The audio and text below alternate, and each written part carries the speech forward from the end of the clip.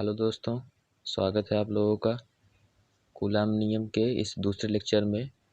तो आज मैं आप लोगों को कूलाम नियम तथा स्थिर विद्युत बल के बारे में बताऊंगा। अगले लेक्चर में मैंने कूलाम बल या स्थिर विद्युत बल के बारे में थोड़ा चर्चा नहीं की थी, तो इसलिए मैं इस वीडियो में चर्चा करूंगा।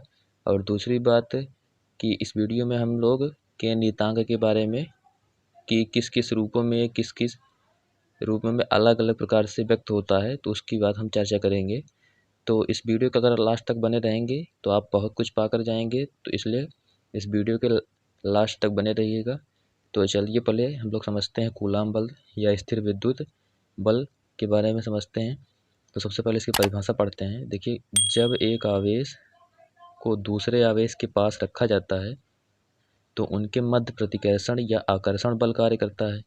जब दो आवेश को अगर पास पास रखेंगे तो उनके मध्य आकर्षण या प्रतिकर्षण, अगर समान आवेश रहेंगे तो प्रतिकर्षण होगा और विजातीय आवेश रहेंगे तो आकर्षण होगा। ठीक है, तो वही लिखा गया है कि जब उनके मध्य प्रतिकर्षण या आकर्षण बल कार्य करता है तो उसी बल को ही हम लोग स्थिर विद्युत बल या कूलाम बल के नाम से जानते हैं। ठीक है, इतना समझ गए आप लोग कूलाम बल क्या होता है।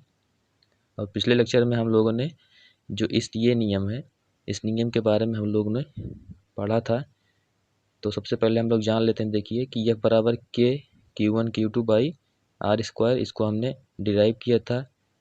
और देखिए F इज इक्वल टू क्या था, आकर्षण या प्रतिकर्षण बल है, कि हमारा नियतांक है Q1 Q2। स्थिर बिंदु आवेश हैं, बिंदु आवेश, स्थिर बिंदु आवेश, हम इसे कुछ भी कह सकते हैं। और देखिए अंतिम नीचे देखिए R है, तो R क्या है, आवेशों के मध्य दूरी है। तो इसके नियतांकों के बारे में हम पढ़ते हैं।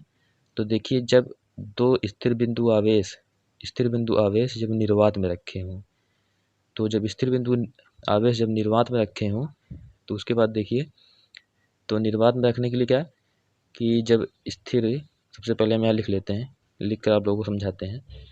क्या लिखेंगे हम यहाँ, जब स्थिर बिंदु आवेश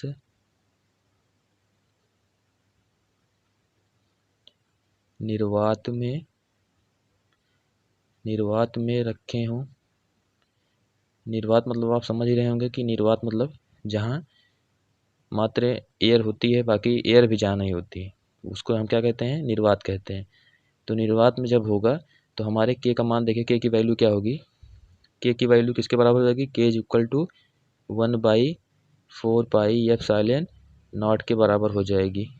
इसकी वैल्यू ये हो जाएगी। अब देखिए ये 4 पाई के बारे में जानते हैं। अब देखिए एप्सिलॉन नॉट क्या है, इससे हम क्या कहेंगे, एप्सिलॉन नॉट कहते हैं हम इसे। तो देखिए यहाँ एप्सिलॉन नॉट क्या है, मैं बताता हूँ आप लोगों को। सबसे पहले जान लीजिए, जब इसकी के की वैल्यू ये हो जाएगी तो हमारा नियम क्या हो जाएगा, स्थिर बिंदु आवेश निर्वात में रखे हों तो निर्वात के लिए नियम क्या हो जाएगा, 1/4 pi epsilon naught Q1 Q2 by R square. ठीक है, तो हमारा ये नया सूत्र हमको मिल गया। और देखिए क्या, इस 1/4 पाई एप्सिलॉन नॉट को हम लोग क्या कहते हैं, हम इससे क्या कहेंगे, निर्वात की, ये निर्वात की विद्युतशीलता है,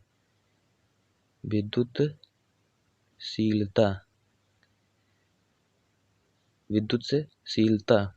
तो इसे हम इस नियतांक को क्या बोल सकते हैं, अगर Q1 Q2 के लिए नियतांक का प्रयोग किया गया है तो इसे हम विद्युतशीलता कहेंगे, और 1/4 पाई एप्सिलॉन नॉट को हम निर्वात की विद्युतशीलता कहेंगे। ठीक है, तो उसके बाद समझिए, जब ये एप्सिलॉन नॉट होगा तो ये एप्सिलॉन नॉट निर्वात के लिए प्रयोग किया जाता है, और एप्सिलॉन अकेले ही, मात्र एप्सिलॉन हो तो वह किसी माध्यम के लिए प्रयोग किया जाता है। तो जैसे मान चलिए कि हमारा बिंदु आवेश अगर किसी माध्यम में स्थित हो, माध्यम में अगर रखा हो, तो हम यहाँ लिख लेते हैं, जब आवेश या स्थिर बिंदु आवेश माध्यम, कोई माध्यम में रखा हो, कोई माध्यम में रखा हो, तो जब स्थिर बिंदु कोई माध्यम जब रखा रहेगा तो उसके लिए समझिए क्या हो जाएगा, तो उसके लिए के का मान 1/4 पाई एप्सिलॉन के बराबर हो जाएगा। तो हमारा सूत्र क्या हो जाएगा, देखिए तो इसके हिसाब से हमारा सूत्र 1/4 pi epsilon Q1 Q2 by R square ये निकल कर आएगा। ठीक है, तो अब इस एप्सिलॉन नॉट की हम वैल्यू को पता करेंगे। तो इसकी एग्जैक्ट वैल्यू देखिए, इसकी वैल्यू क्या होती है, 1/4 पाई एप्सिलॉन नॉट की वैल्यू 9 × 10⁹ होती है। और जो हमारा ये एप्सिलॉन नॉट है, एप्सिलॉन नॉट इसकी वैल्यू 8.85 × 10⁻12 होती है। ठीक है, तो इसका देखिए नियतांक होता है कूलम स्क्वायर प्रति न्यूटन मीटर स्क्वायर, और इसका मात्रक होता है न्यूटन मीटर स्क्वायर प्रति कूलम स्क्वायर। ठीक है, आप लोग शायद इतना समझ गए होंगे। तो अगर इतना आप लोग अच्छी तरीके से समझ गए हैं तो उसके आगे हम चलते हैं। तो उसके आगे देखिए क्या होगा, उसके आगे अब इसके बाद हम क्या निकालेंगे, इस coulomb square newton metre square. तो इसका नियतांक, सॉरी नियतांक नहीं, इसका मात्रक निकालने का तरीका होता है, उस तरीक़ों को मैं बताता हूँ आप लोगों को। तो सबसे पहले देखिए कि जिसे इसका मात्रक निकालना हो तो देखिए क्या लिखेंगे हम यहाँ कि एप्सिलॉन नॉट का मात्रक अगर निकालना हो तो क्या लिख देंगे बराबर में करके। तो इसके लिए देखिए सूत्र हमारा क्या बन जाएगा, तो एप्सिलॉन के निकालने के लिए पहले इसका एप्सिलॉन नॉट की वैल्यू निकालिए इस सूत्र से। तो देखिए क्या हो जाएगा, 1/4 pi epsilon naught Q1 Q2 by R square सूत्र है। इतना तो आप समझ गए। तो देखिए जो ये वाला है तो इधर हर में है, तो इधर क्या हो जाएगा, एफ इंटू आर स्क्वायर के रूप में हो जाएगा। ठीक है, और उसके बाद देखिए तो यहाँ देखिए क्या बचेगा, 1/4 pi epsilon not into Q1 Q2 के रूप में हो जाएगा। ठीक है, तो मान के चलिए इसको अब इधर लेके चले जाते हैं हम लोग, इंटू हम इसको इधर लेके चले आएंगे तो 4 पाई एप्सिलॉन नॉट Q1 Q2। तो इसलिए देखिए एप्सिलॉन नॉट की वैल्यू क्या हो जाएगी, Q1 Q2 बटे एफ इंटू आर स्क्वायर। ठीक है, तो हमारी निकल कर एप्सिलॉन नॉट की वैल्यू क्या होगी, Q1 Q2 upon F into R square. तो देखिए क्यों ये भी है और ये क्यों, आवेश दोनों है, तो आवेश का मात्रक कूलाम, तो कूलाम इंटू ये भी, इसका भी मात्रक कूलाम बटे एफ का मात्रक क्या होता है न्यूटन इंटू आर स्क्वायर है, तो दूरी का मात्रक मीटर होता है, जहाँ मीटर स्क्वायर हो जाएगा।